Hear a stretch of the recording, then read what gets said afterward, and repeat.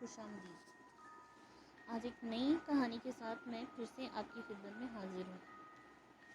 آج کی کہانی کا نام ہے بھٹکتی روح۔ تو چلیں اپنی کہانی شروع کرتے ہیں بنا وقت ضائع کیے۔ گھٹا ٹوپ اندھیرے میں ٹمٹماتے ہوئے دو جگنوں کی روشنی کے علاوہ آس پاس کا علاقہ گھٹ اندھیرے میں ڈوبا ہوا تھا۔ کبھی کبھار کہیں سے کچھ جھینگروں کے ٹرٹرانے سے کچھ دیر کے لیے آس پاس کے ماحول میں ایک ارتعاش پیدا ہوتا، پھر یکدم ایک خاموشی سی طاری ہو جاتی۔ وہ دونوں جگنوں وقت کے گزرنے کے ساتھ ساتھ تیزی سے بڑے ہوتے جا رہے تھے، اور پھر حقیقت آشکار ہوئی تو پتہ چلا کہ وہ دونوں جگنوں ایک بڑی سی شکاری جیپ کی ہیڈ لائٹس تھے۔ مزید قریب آنے پر معلوم ہوا کہ یہ ایک شکاری جیپ تھی جس میں اس وقت دو افراد سوار تھے، جن کے نام عمران اور اسد تھے۔ وہ دونوں اپنے دور کے مانے ہوئے شکاری تھے، جنہوں نے اپنے ملک کے نامور جنگلوں کے علاوہ افریقہ اور ایمیزون کے جنگلات میں بھی بہت سے خوفناک اور موذی جانوروں کو شکار کیا تھا۔ جوانی میں بہت سا وقت ان دونوں نے تقریباً اکٹھے ہی گزارا تھا، اور اب جب کہ وہ دونوں بڑھاپے کی دہلیز پر قدم رکھ چکے تھے، اس کے باوجود اپنے شوق کی تکمیل کے لیے کچھ ایڈونچرز قسم کے کام کرتے رہتے تھے۔ وہ چونکہ یونیورسٹی کے دور میں ایک ساتھ فارغ التحصیل ہوئے تھے، اس لیے اپنے اس شوق کو مزید پروان چڑھانے کے لیے ان دونوں نے شکاریات کے موضوع کو اپنا شوق کے ساتھ ساتھ اپنی تعلیم سے بھی منسلک کر لیا تھا، اور اس غرض سے ان دونوں نے آئرلینڈ سے شکاریات میں ماسٹر ڈگری حاصل کر لی تھی۔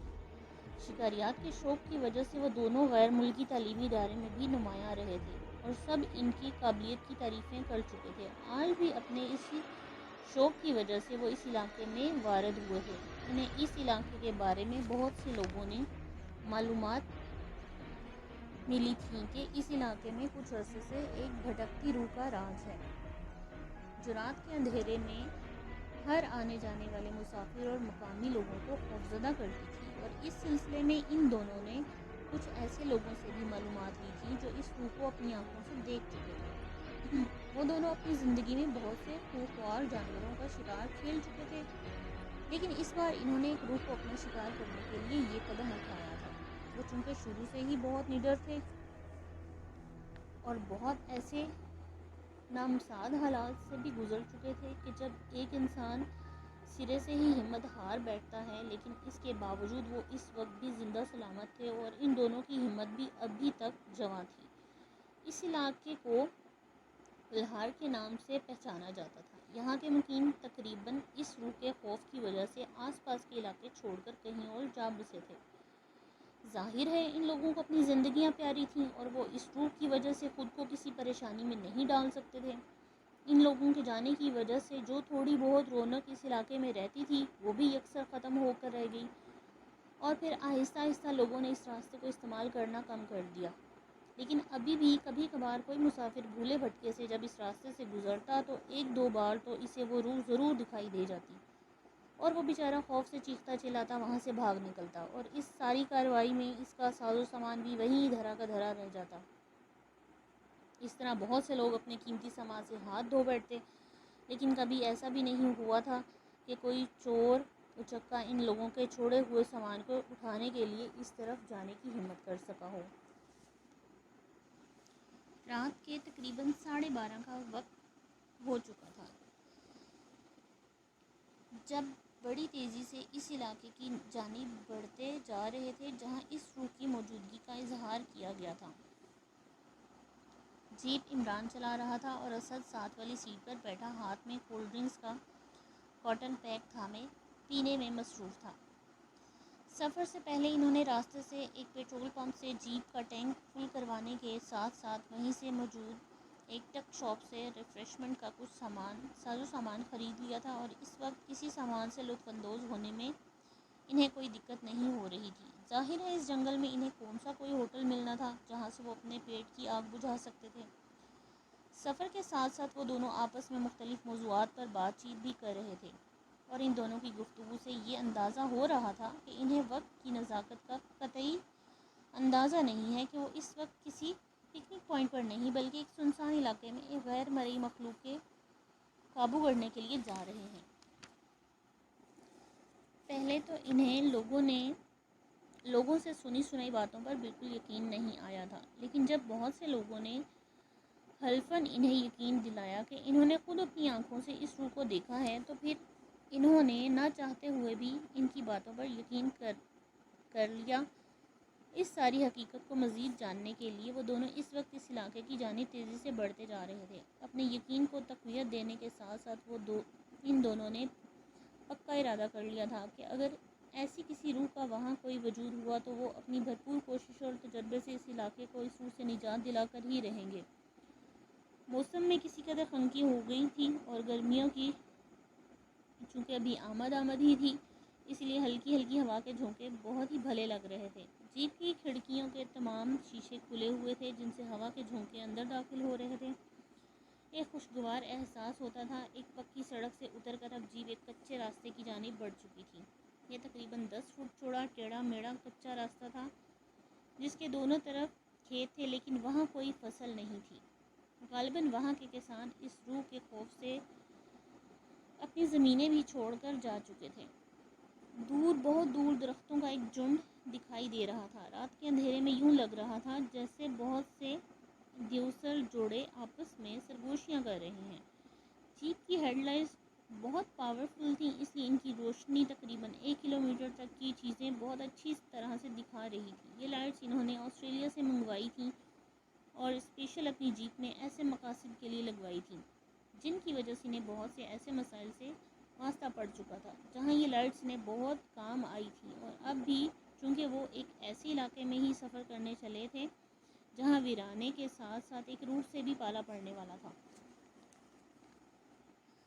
خیر ہموار راستے کی وجہ سے جیپ ہلکولے لیتی آگے بڑھتی جا رہی تھی۔ اسد نے اس کی رفتار کم کر دی تھی کیونکہ جیپ کے الٹ جانے کا خطرہ بڑھ گیا تھا۔ کہیں کہیں زمین میں گڑھے بھی تھے، اسی لیے بہت احتیاط سے انہیں ڈرائیونگ کرنی پڑ رہی تھی۔ جیپ میں اس وقت کھانے پینے کے سامان کے علاوہ ڈبل بور کی گنیں اور بہت سے کارتوس اور 3 کی گولیاں بھی کافی مقدار میں موجود تھیں۔ چند ایک اسپیشل گنیں بھی تھیں انہوں نے اپنے ساتھ رکھ لی تھیں جو پہلے ایمیزون کے جنگلات میں لے کر جا چکے تھے۔ ان دونوں کے چہروں پر ذرا برابر بھی کوئی خوف یا پریشانی دکھائی نہیں دے رہی تھی۔ یہ اس بات کی نشانی تھی کہ حقیقت میں وہ دونوں بہت بہادر شکاری رہے ہوں گے، ورنہ جس علاقے میں کوئی انسان دن کی روشنی میں آنا پسند نہیں کرتا تھا وہ دونوں رات کے اس سناٹے میں اس علاقے میں موجود تھے۔ جیپ تیزی سے آگے بڑھتی جا رہی تھی کہ اچانک بریک لگنے سے الٹتے بچی۔ اگر عمران ایک ماہر ڈرائیور بھی نہ ہوتا تو شاید اب تک جیپ کے ساتھ ان کی ہڈیوں بھی اپنے انجام کو پہنچ چکی ہوتی۔ عمران نے مضبوطی سے جیپ کی اسٹیئرنگ کو تھامتے ہوئے اسے سامنے نظر آنے والے گڑھے سے بچاتے ہوئے ایک سائیڈ پر کھڑا کر دیا۔ ہوش سنبھلتے ہی وہ دونوں ایک حیرت سے سامنے نظر آنے والے منظر کو دیکھ رہے تھے۔ جیپ کی روشنی میں سامنے ایک سفید لبادے میں ملبوس ایک روح کھڑی صاف دکھائی دے رہی تھی۔ اس روح کے ہاتھوں کے نوکیلے ناخنوں سے سرخ تازہ خون ٹپک رہا تھا جسے وہ اپنی لمبی زبان سے چاٹنے میں مصروف تھی، لیکن اس کے چہرے کا رخ جیپ کی طرف ہی تھا۔ رات کے سناٹے میں ایک خوفناک اور سنسان راستے پر ایک خوفناک منظر دل دہلا دینے کے لیے کافی تھا، لیکن وہ چونکا اپنے دور کے ایک ماہر شکاری رہ چکے تھے، اسی لیے خوفزدہ ہونے کی بجائے حیرت سے اس کی طرف دیکھ رہے تھے۔ کافی فاصلے پر ہونے کی بنا پر اس کا چہرہ واضح طور پر دکھائی نہیں دے رہا تھا۔ کچھ لمحات تک اسی کیفیت میں رہنے کے بعد جیسے انہیں اچانک ہوش آ گیا ہو اور ایک لمحہ ضائع کیے بغیر اسد نے جلدی سے ایک لوڈڈ گن اٹھا کر نشانہ لیتے ہوئے اس پر گولی داغ دی۔ خاموش فضا میں ایک دھماکے سے گونج اٹھی اور گولی سیدھی اس عفریت کی جانب بڑھی، لیکن اس سے پہلے کہ وہ گولی کا نشانہ بنتی وہ اس کے دھماکے دار آواز کو سنتے ہی جیسے ایک جانب غائب ہو گئی۔ جیپ کی ہیڈ لائٹس روشن تھیں، اسی لیے انہیں سامنے کا منظر بہت واضح دکھائی دے رہا تھا۔ اس کے غائب ہوتے ہی وہ دونوں جلدی سے جیپ سے نیچے اترے اور ایک دوسرے کی پیٹھ آپس میں ملا کر آگے بڑھنے لگے۔ ان دونوں کے ہاتھوں میں گنیں تھیں، وہ بڑی احتیاط سے اپنے آگے پیچھے کا خیال کرتے ہوئے آگے بڑھتے جا رہے تھے۔ اب انہیں لوگوں کی باتوں کا مکمل یقین ہو گیا تھا۔ اس روح کی موجودگی ان کی باتوں کی سچائی کی گواہی بن چکی تھی، لیکن اس کے ساتھ ساتھ ان دونوں نے یہ پختہ ارادہ کر لیا تھا کہ وہ اس علاقے کے لوگوں کو اس اقلیت سے نجات ضرور دلائیں گے اور ان سب کا کھویا ہوا چین اور سکون واپس لوٹائیں گے۔ گولی کے دھماکے دار آواز سنتے ہی وہ روح لپک کر ایک جانب کودی اور دیکھتے ہی دیکھتے نظروں سے غائب ہو گئی۔ یہ سب کچھ پل بھر میں ہوا اور چند ہی منٹوں میں وہاں اس کا وجود تک نہ رہا۔ وہ دونوں محتاط انداز میں ہاتھوں میں گنے تھامے آہستہ آہستہ بڑھتے جا رہے تھے۔ رات کا 1:15 بج رہا تھا اور ریڈیم ڈائل والی گھڑیوں پر ریڈیم اندھیرے میں چمک رہا تھا۔ چونکہ انہیں کئی بار بہت سی ایسی جگہوں پر جانا پڑ رہا تھا جہاں ٹارچ روشن کرنے سے جان کا خطرہ زیادہ درپیش ہوتا ہے، اس لیے انہوں نے وقت سے باخبر رہنے کے لیے ایسی گھڑیاں خریدی تھیں جو ایسے حالات میں ان کی ضرورت پوری کر سکیں۔ کچھ دیر تک ادھر ادھر دیکھنے اور اس روح کی تلاش میں بھٹکنے کے بعد جب ان کو کوئی ذی روح آس پاس دکھائی نہ دیا تو انہوں نے وہیں رات بسر کرنے کا فیصلہ کیا۔ وہ دونوں چونکہ منجھے ہوئے شکاری تھے، اس لیے اپنے ساتھ ضرورت کی ہر چیز رکھتے تھے۔ اس وقت بھی ان کی جیپ کے اندر کھانے پینے کے سامان کے ساتھ ساتھ آرام کی غرض سے لایا گیا ایک پیراشوٹ کا مضبوط خیمہ بھی تھا، جسے انہوں نے کچھ ہی دیر میں جیپ کے ایک خفیہ خانے سے نکال لیا، پھر ایک صاف ستھری جگہ دیکھ کر وہاں خیمہ نصب کیا۔ خیمہ نصب کرنے میں انہیں زیادہ پریشانی نہیں اٹھانی پڑی۔ وہ سینکڑوں مرتبہ ایسے حالات سے گزر چکے تھے اور اب اس طرح کے کام انہیں قطعی مشکل نہیں لگتے تھے۔ خیمہ انہوں نے درختوں کے جھنڈ سے ذرا ہٹ کر ایک ایسی صاف ستھری جگہ پر لگایا تھا جہاں سے وہ دونوں طرف یعنی سڑک اور جھنڈ کی طرف نظریں جما سکیں۔ خیمہ پیچھے والی سیٹ پر دیکھنے پر دور دور تک چڑیل میدان پھیلا ہوا تھا، اس لیے انہوں نے اپنا زیادہ فوکس انہی دونوں سائڈوں پر رکھا تھا۔ جب وہ یہاں پہنچے تھے اس وقت فضا پر ایک خاموشی طاری تھی، لیکن اب ہلکی ہلکی دل کو لبھانے والی ہوا چلنے لگی تھی۔ ہوا کی سرسراہٹ سے سامنے موجود درختوں سے عجیب و غریب سرگوشیوں کی آوازیں سنائی دینے لگی تھیں۔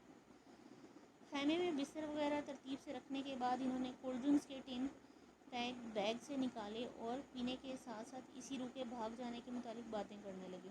ان کی باتوں سے قطعی ان کے کسی خوف کا اظہار نہ ہو رہا تھا۔ ایسا لگ رہا تھا جیسے انہوں نے کسی روح کے بجائے کسی جنگلی جانور کو دیکھ لیا ہو،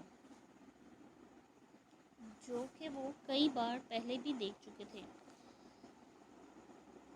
کھانا چونکہ وہ شہر سے کھا کر ہی آئے تھے، اسی لیے انہیں بھوک نہیں تھی، لیکن ہلکی ہلکی ہوا کے جھونکوں کی وجہ سے ان دونوں پر غنودگی طاری ہونے لگی اور پھر کچھ ہی دیر میں وہ دونوں پیر پسائے خیمے میں لیٹے خواب خرگوش کے مزے لینے لگے۔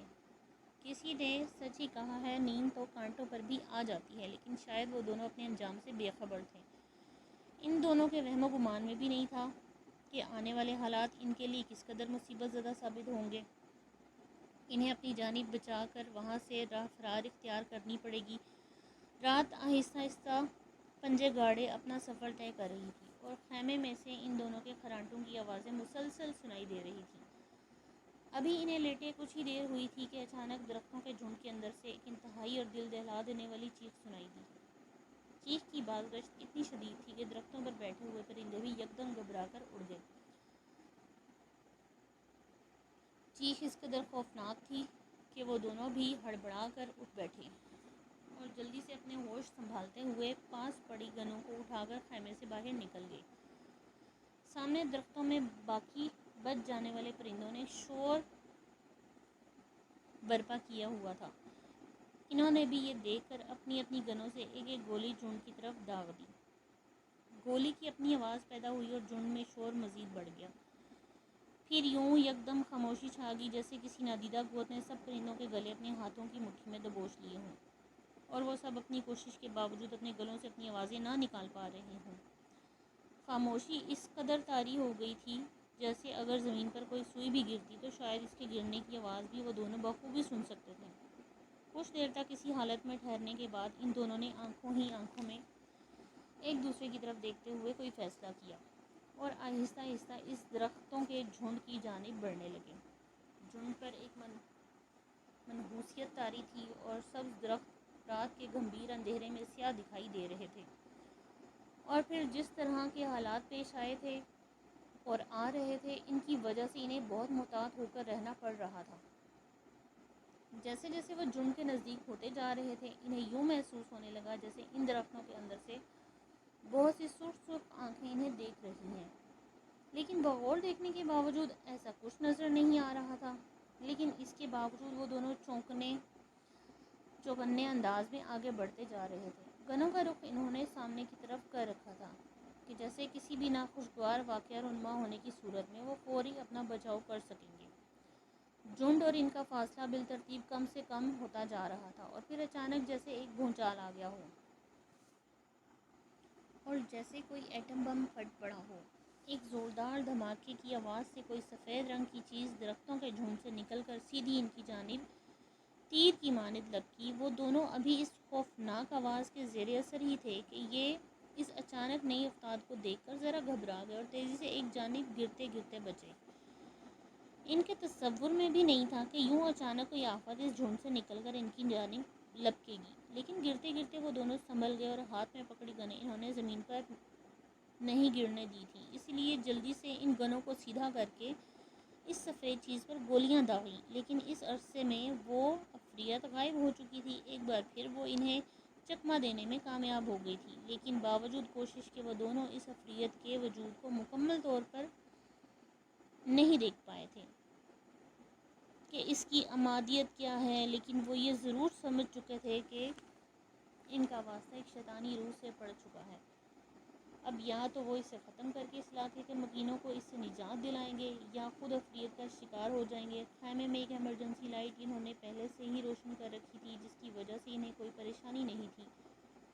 وہ اٹھا کر باہر لے آئے اور اس کی روشنی میں کافی دیر تک ادھر ادھر دیکھنے کے باوجود بھی انہیں کوئی ایسی چیز نظر نہیں آئی جس سے اس روح کے وجود کا اندازہ ہو سکے۔ تھک ہار کر وہ دونوں دوبارہ خیمے میں گھس گئے۔